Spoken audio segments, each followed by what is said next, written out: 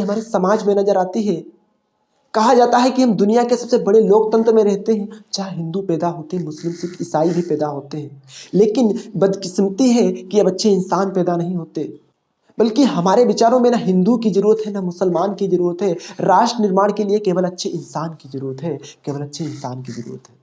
जरा सोच कर देखिए, ये पेड़ पौधे शाखाएं भी परेशान हो जाए अगर ये परिंदे हिंदू और मुसलमान हो जाएं। एक शैक्षिक बीमारी भी हमारे समाज में नजर आती है। बड़े आश्चर्य की बात है, जिस देश ने पूरी दुनिया को तक्षशिला, नालंदा देकर के विश्वविद्यालय नींव की बुनियाद रखी, आज उसके सर्वश्रेष्ठ विद्यालयों में एक भी विश्वविद्यालय खड़ा नहीं हो पाता। आज जहां हमारे पास आईआईटी, आईआईएम, एनआईटी शैक्षिक संस्थान है, वहीं दूसरी ओर गरीबों को बेरोजगारी की जमात में खड़ा करने के लिए उनके हाथ में सर्व शिक्षा अभियान का झुंझुना पकड़ा दिया जाता है। और मैं बता दूं, शैक्षिक बीमारी का एक कारण यह भी है कि हमारे देश में शिक्षा नीति सिर्फ दो तरह के लोगों के लिए बनी है। पहले वो जो विद्वान है, दूसरे वो जो धनवान है। इसी तरह की कई गजब सी बीमारियां हैं और बीमारियों की जड़ नजर आती है।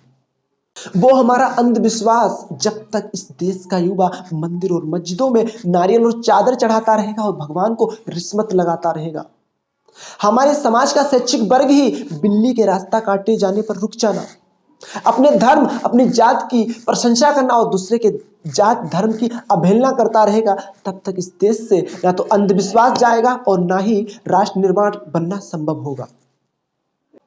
हमारी संस्कृति, हमारी सभ्यता को दुनिया ने शीश नवाया है, तो क्यों हमने आस्था के नाम पर अंधविश्वास फैलाया है?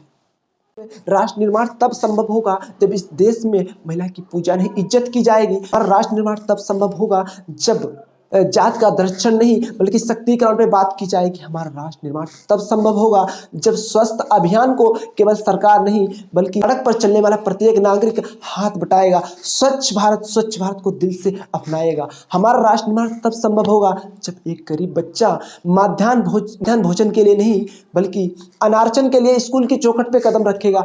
हमारा राष्ट्र निर्माण तब संभव नहीं होगा जब एक नागरिक नैतिक रूप से सटिन, मानसिक रूप से दिवालिया और चरित्र रूप से भ्रष्ट, धार्मिक रूप से अंधा, राजनीतिक रूप से गंदा, स्वैच्छिक मान मूल्यों के आंकड़ों में जिन छिन्न छिन्न पेमंदमय अखंड भारत को खंड खंड करता रहेगा, तब तक हमारा राष्ट्र निर्माण संभव नहीं होगा।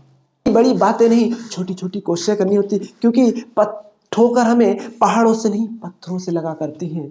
I being Indian, I being student, I being symbol son of mother proud in Indian.